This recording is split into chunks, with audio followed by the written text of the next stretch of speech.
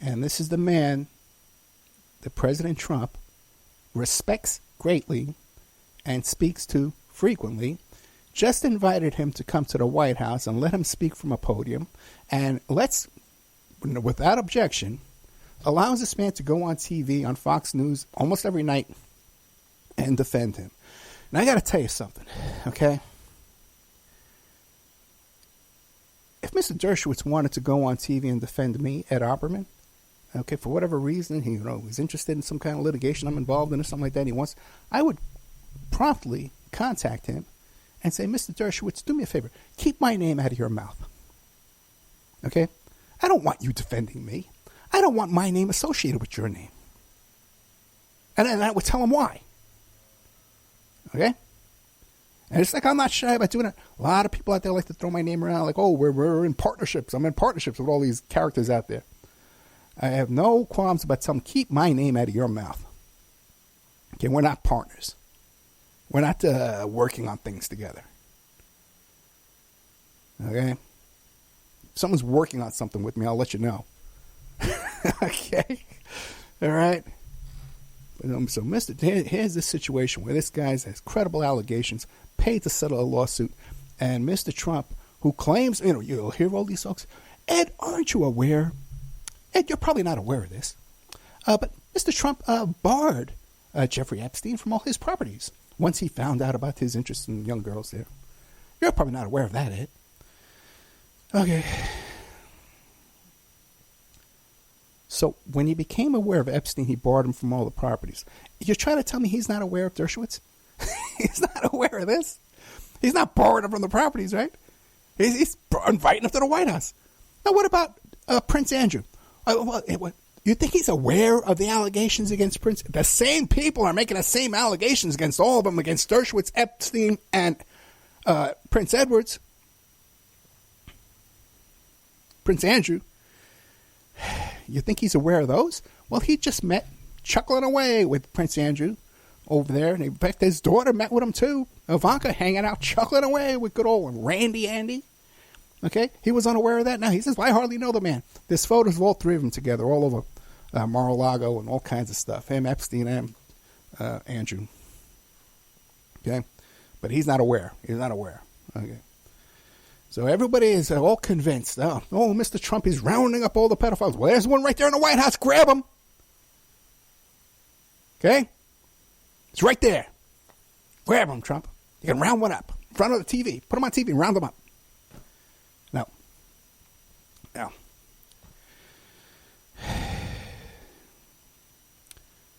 By the way, too, again, going unreported, Dershowitz went on the Brian Kilmeade radio show in the morning.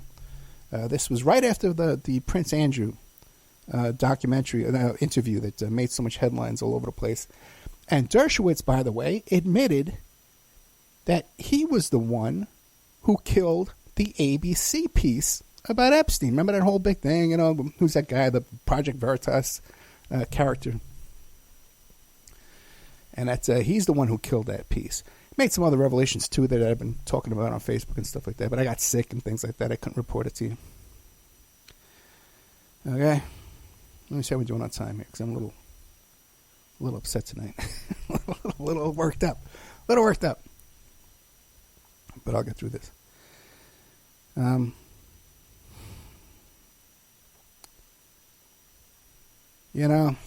We talk about, everyone loves to talk about Epstein now, and it's so frustrating. And you guys know how frustrated I am. And I don't want to dwell on the whole thing too much, but everybody thinks they're a freaking expert on the thing. And here you got me and Hoffenberg. Even we're talking about how the story is too complicated for the average person, and how when we talk to the media comes talk to us, how it's way over their head. The average reporter can't cover the story correctly, and the average reporter is so over his head that they can easily be manipulated and have information inserted into their stories by clever intelligence agencies. And by the way, too, let me tell you something. I'm telling Hoffenberg stuff he doesn't know. We've had conversations off there. I'm telling him stuff he doesn't know. You worked with the guy for years. But I got some idiot on Twitter as an expert going to tell me what about my job. Okay? But my work, I went to work every day, 2016, working on this case. And you're going to tell me you know about it, and I don't. Bunch of idiots. Okay, I'm going to give you some more behind. Okay, there's a couple of things I want to talk about here. Now, the whole idea of this story is you got these grown men taking advantage of little girls, underage girls, right? And we have a situation here where a story came out about Rudy Giuliani, who, by the way, I'm exclusively reporting to you that he worked for the Tower Financial and he worked for the Epstein Ponzi scheme business there. Article came out, some reporting came out this week in Politico.com, about Rudy Giuliani and his mysterious spokeswoman. All right. He's got this 20-year-old girl, all right, who's his spokeswoman, working for Rudy Giuliani, sort of an assistant position. And you can see her. She's traveling with him to the Ukraine. They're having dinner at the Trump restaurants, drinking. 20-year-old girl drinking alcohol at the bar over there. Okay. On a boat. On a boat with Rudy and her girlfriend out on a boat with Rudy and some other old man. You know, her qualifications for this position are highly questioned. She actually dropped out of high school, okay, and took an online graduate. Dropped out at 16 years old. See, she got involved with all this bunch, and you see her photographed with all these characters here, with Mr. Trump in the White House and Anthony Scaramucci and all these characters. She was 16 years old. 16-year-old high school kid having a lot of adult contact with a lot of people. Okay? Same kind of, when you, everyone says, oh my God, well, Epstein did this, Epstein did that. But here it is, this other situation right in front of our faces. And no one's objecting. Now, listen. There's a couple of things. Okay, in my life, even in the past few years, I've dated girls who are 20 years old, 21, 22 years old. Okay? Right? But there's a big difference, too, between dating a 20-year-old, and dating a 20-year-old that you employ. Okay? You know what I mean? There's lines of propriety. When I had my business in the mall there, the Beeper Company, and I employed tons of young women, never dated one of them. Never. It's just a line of professionalism that you can't cross. And you're employing a kid, you can't take I've gone on dates with girls who were under 21 and had wine and with dinner and stuff like that. Especially when I was a young guy in my 20s, of course I always did.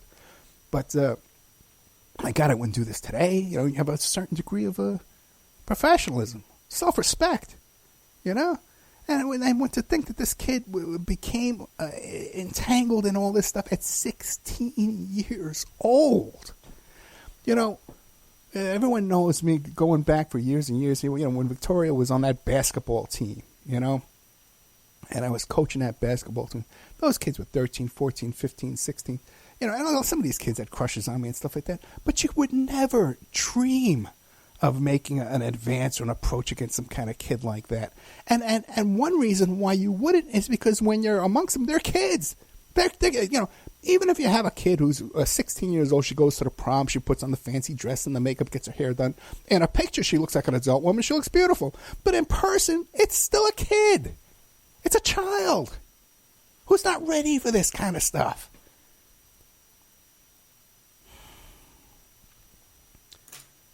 Rudy Giuliani. How are we doing on time here? Oh my God, I'm really worked up tonight. Okay.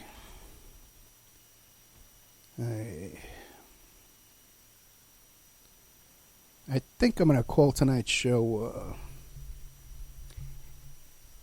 forget Pedo Island. What about NDA Island? See, everybody wants to talk about Pedo Island. Oh, Epstein had Pedo Island, and he had the Lolita Express. By the way, all that comes from Mossad, PR people, and put all that stuff out there. The same people who were the mouthpiece for Alex Acosta recite all those lines, but you recite them too. Okay? Because obviously, it's all clever stuff. It brings attention to the case, the attention they want to come to the case. Okay, the defendants in this case, that's their line of PR in this stuff here. What's NDA Island, Ed? I'm gonna tell you a little story. See, because I got snookered.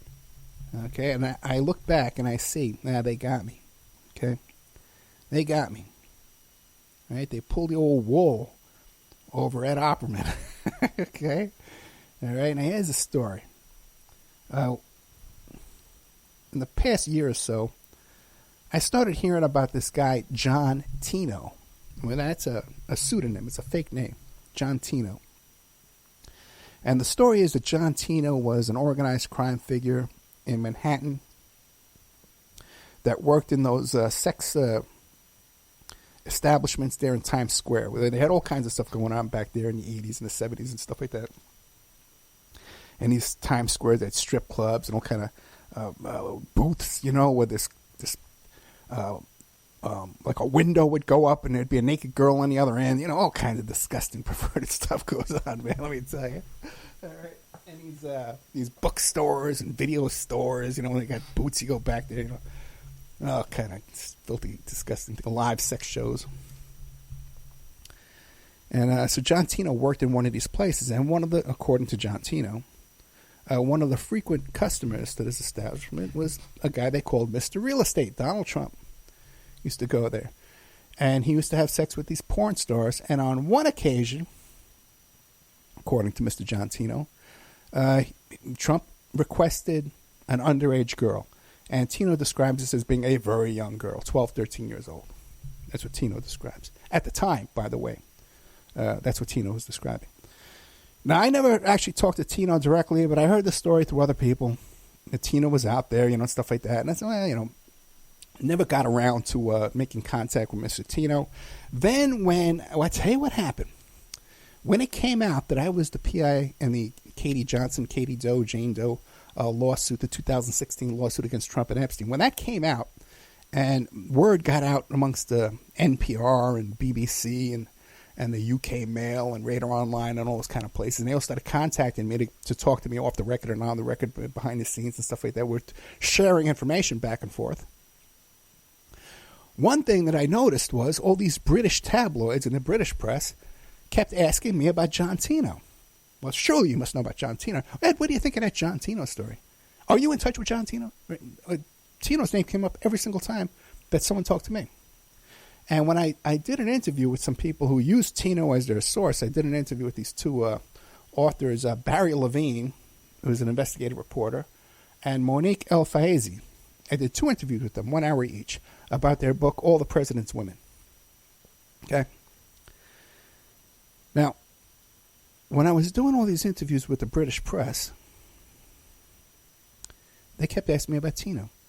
But they would say it in a way like, hey, you're not mixed up with that Tino character, are you? And I'd say, well, no, I don't know, but what do you know? Well, a lot of people are talking to him, but they don't believe him. They'd say to me. And I'd say, oh, okay, well, I've never talked to him. Okay? I don't know. Then, and by the way, too, at that time, you could Google the name John Tino and this story would come up. People were talking about it. It was a rumor out there. It was a story out there. There was people had heard about Tino. They knew this story was out there. Now, earlier this year, a book comes out called All the President's Women. Let me see how we're doing on time. All right, we're going to take a commercial break. We'll be right back after these messages.